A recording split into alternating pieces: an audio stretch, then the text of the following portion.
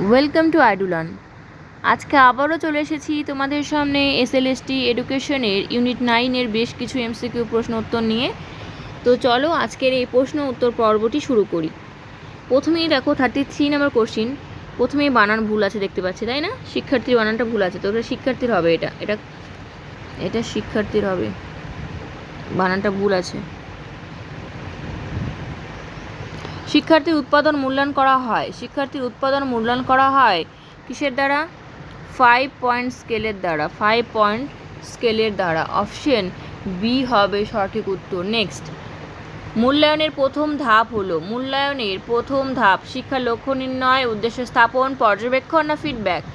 শিক্ষার মূল্যায়নের প্রথম ধাপ হলো কি? উদ্দেশ্য স্থাপন। শিক্ষার কি? উদ্দেশ্য স্থাপন। ঠিক আছে, চলো নেক্সট। শিক্ষায় পরিমাপ বলতে বোঝায় যথার্থতা বিচার, না মূল্য নির্ণয়, না পরিমাণগত প্রকাশ? পরিমাণগত প্রকাশ। অপশন সি হবে সঠিক উত্তর। নেক্সট, পরিমাপ ও মূল্যায়নের মধ্যে পার্থক্য কী? পরিমাপ ও মূল্যায়নের মধ্যে পার্থক্য কী? মূল্যায়ন হচ্ছে সার্বিক, পরিমাপ হলো আংশিক। ঠিক আছে, মূল্যায়ন কি? সমস্তটাকে বোঝায়। মূল্যায়ন যদি এটা হয় তাহলে তার ভিতরে হবে পরিমাপ। ঠিক আছে, নেক্সট, নিচের কোনটি সঠিক? নিচের কোনটি সঠিক? তোমরা এটা কমেন্টে জানাবে। 37 নম্বর কোশ্চেনটি তোমরা অবশ্যই কমেন্টে জানাবে।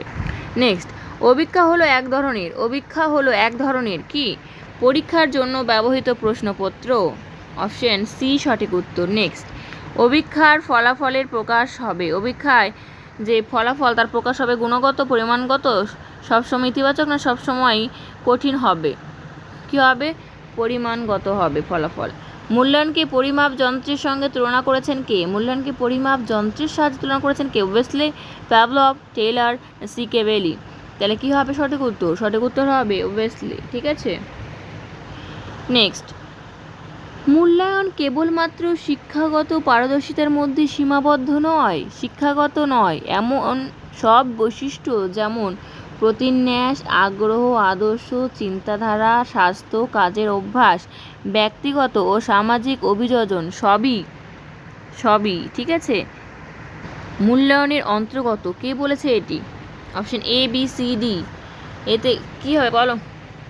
41 নম্বর কোশ্চেনের অ্যান্সার হবে option D, Mudaliar commission. Mudaliar commission, option D হয়ে যাবে সঠিক উত্তর। নেক্সট, মূল্যায়নকে চতুর্মাত্রিক রূপে বর্ণনা করেছেন কে? মূল্যায়নকে চতুর্মাত্রিক রূপে বর্ণনা করেছেন কি হবে বলো? গ্রোনল্যান্ড। অপশন ডি সঠিক উত্তর। নেক্সট, চেক লিস্টে কি জানা যায় বলো? সমস্ত সঠিক উত্তর থাকে, সমস্ত বেঠিক বা উত্তর ভুল উত্তর থাকে, না কিছু ঠিক কিছু বেঠিক, না কোনোটি নয়? কি হবে? কিছু ঠিক থাকে, কিছু বেঠিক থাকে। অপশন সি সঠিক উত্তর। নেক্সট, আদর্শায়িত অভিক্ষার একটি বৈশিষ্ট্য কি? প্রশ্নের একাধিক উত্তর থাকে, নৈর্ব্যক্তিকতার অভাব থাকে, নির্ভরযোগ্যতা সম্পর্কে সংশয় থাকে, না ধারাবাহিকতার অভাব থাকে? 44 নম্বর কোশ্চেনের উত্তর কি হবে? উত্তর হবে নির্ভরযোগ্যতা সম্পর্কে সংশয় থাকে না। ঠিক আছে, অপশন সি হয়ে যাবে সঠিক উত্তর। নেক্সট, সাধারণত মূল্যায়নকে কয় ভাগে ভাগ করা হয়? সাধারণত মূল্যায়নকে ভাগ করা হয় কয় ভাগে বলো? তোমরা কমেন্টে জানাও। ঠিক আছে, মাইকেল স্ক্রিভেন মূল্যায়নকে কয় ভাগে ভাগ করেছেন? মাইকেল স্ক্রিভেন মূল্যায়নকে কয় ভাগে ভাগ করেছেন? এটা কমেন্টে জানাবে তোমরা। 45 আর 46 নাম্বার কোশ্চেনের উত্তর তোমরা জানাবে মাইকেল স্ক্রিভেন কয় ভাগে ভাগ করেছেন। সামেটিভ ইভ্যালুয়েশন এবং ফর্মেটিভ ইভ্যালুয়েশনের ধারণা প্রথম কে দেন? সামেটিভ ইভ্যালুয়েশন ও ফর্মেটিভ ইভ্যালুয়েশনের ধারণা প্রথম দেন Michael Scriven. Option A. Next, শিক্ষার উদ্দেশ্য কতটা পরিমাণে অর্জিত হলো তার পরিমাপকে কি বলা হয়? অ্যাসেসমেন্ট। শিক্ষার উদ্দেশ্য কতটা অর্জিত হলো তার পরিমাণকে বলা হয় অ্যাসেসমেন্ট। নেক্সট, মূল্যায়নের উদ্দেশ্য হলো শিক্ষার লক্ষ্য বিচারকরণ, শিক্ষার্থীর সর্বাঙ্গীন বিকাশে সহায়তা করা, না শিক্ষার্থীর ত্রুটি দিকগুলি চিহ্নিত করা, দূর করা, না সবগুলি? উত্তর হবে সবগুলি। অপশন ডি সঠিক উত্তর। নেক্সট, পরীক্ষা পদ্ধতির বর্তমান ত্রুটি হলো নৈর্ব্যক্তিকতার অভাব, নির্ভরযোগ্যতার অভাব, মুখস্থ নির্ভর প্রক্রিয়া। উপরের সবগুলি সঠিক। অপশন ডি সঠিক উত্তর। Option D. নেক্সট, মূল্যায়নের পর্যবেক্ষণমূলক কৌশলগুলি হলো check list, rating scale, sociogram. Option D সঠিক উত্তর, সবগুলি। নেক্সট, আদর্শায়িত পারদর্শিতার অভিক্ষাকে কয় ভাগে ভাগ করা যায়? আদর্শায়িত পারদর্শিতার অভিক্ষাকে 2, 3, 5, 8। কী হবে সঠিক উত্তর?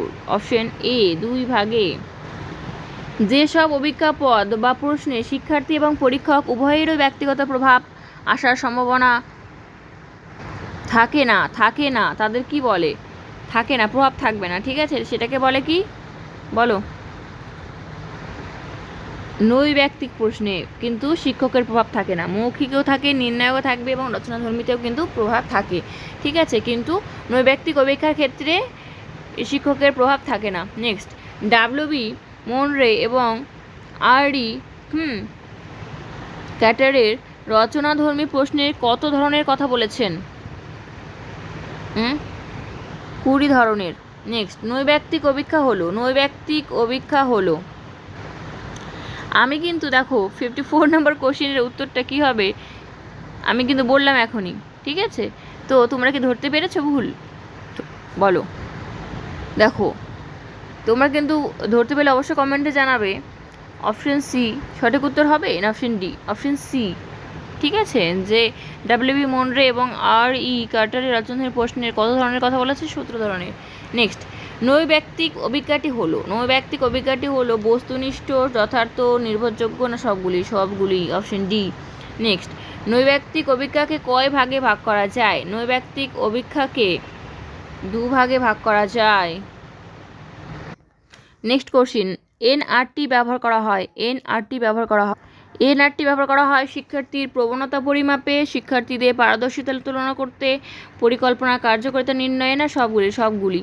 তাহলে এনআরটি শিক্ষার্থীর যে প্রবণতা সেটি পরিমাপ করে, পারদর্শিতা কার্যকারিতা পরিমাপ করে, মানে সবগুলি। নেক্সট, আদর্শায়িত অভিক্ষায় কি থাকে? নির্দিষ্ট নর্ম থাকে, প্রাপ্ত স্কোরগুলি নির্ভরযোগ্য হয়, নির্দিষ্ট ম্যানুয়াল থাকে না সবগুলি? সঠিক উত্তর কি হবে বলো? সঠিক উত্তর কি হবে 58 নাম্বার কোশ্চেনের? অপশন ডি, সবগুলি হবে, ঠিক আছে। আদর্শায়িত অভিক্ষায় একটি নর্ম থাকে, ম্যানুয়াল থাকে, নির্দিষ্ট স্কোরগুলি নির্ভরযোগ্য, আর কি প্রাপ্ত যে স্কোরগুলি পাওয়া যায় সেটা নির্ভরযোগ্য হয়। এআরসি এর পুরো নাম কি? তোমরা কমেন্টে জানাও। মূল্যায়নের উপকরণ কয় ভাগে ভাগ করা হয়? এটা তোমরা কমেন্টে জানাও। আজকে এই পর্যন্তই। তোমাদের সামনে যে কয়েকটি প্রশ্ন দেওয়া হলো, যে এগুলোর উত্তর তোমরা কমেন্টে জানাও, অবশ্যই সেগুলি কমেন্টে জানাবে। এবং 2-1টি প্রশ্ন, ঠিক আছে, কারণবশত ভুল রাখা হয়, তোমরা অবশ্যই দেখবো গুরুত্ব সহকারে ভিডিওটি দেখছো কিনা, তাহলে তোমরা অবশ্যই ভুল, ভ্রান্তি, ত্রুটি সব কিন্তু নিজেরাই ধরতে পারবে। তো অবশ্যই চ্যানেলটিকে লাইক, সাবস্ক্রাইব অ্যান্ড শেয়ার করবে। আজকে পর্যন্তই। সকলে ভালো থেকো, সুস্থ থেকো।